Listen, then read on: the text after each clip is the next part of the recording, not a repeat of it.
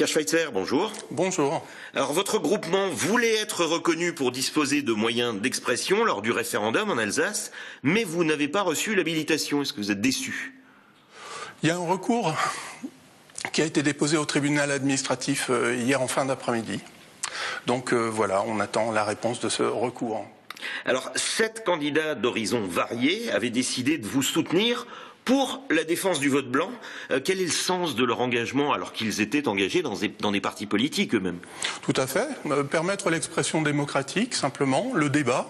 Le vote blanc est une option. Dans la confusion qui règne autour de ce référendum, on estime que le oui et le non ne sont pas des réponses claires dans cette confusion et que le vote blanc est parfaitement légitime.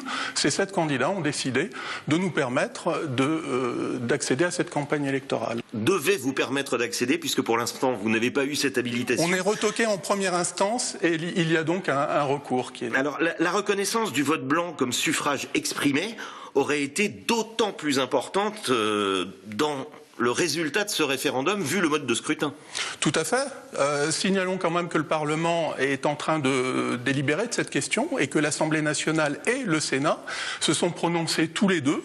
L'Assemblée nationale au mois de novembre, le Sénat le 28 février, si ma mémoire est bonne, pour la reconnaissance du vote blanc. Pour des délais techniques, la loi n'est pas encore en œuvre, mais le chemin est là et bientôt le vote blanc va être reconnu. Alors si je résume quand même, si ce vote blanc était reconnu pour ce référendum, voter blanc, c'était presque voter oui, alors que là, voter blanc, c'est presque voter non. Je pense que c'est plutôt lié l'interprétation au mode de scrutin, puisque pour que le référendum soit validé, il doit franchir la barre des 25%. Donc appeler à voter blanc, c'est appeler les citoyens aux urnes, ça c'est important pour nous, il n'est pas question de s'abstenir dans ce référendum, mais dans la mesure où pour être validé, le référendum le oui doit passer la barre des 25% des inscrits. Voter blanc, c'est rejeter le projet sans fermer la porte à une évolution tout à fait souhaitable des institutions en Alsace. Alors certains vont plus loin que vous et souhaitent carrément rendre le vote obligatoire. Est-ce que c'est une autre solution que vous pourriez préconiser?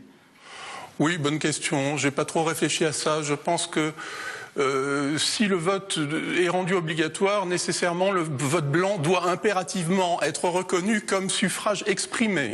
C'est comme suffrage exprimé si le vote devait être obligatoire. Je pense qu'en France, on n'est pas dans cet état d'esprit-là. Je pense qu'il faut laisser la liberté, la libre initiative des citoyens d'aller aux urnes de leur propre volonté, sans contrainte. Voilà. Pierre Schweitzer, merci. Merci.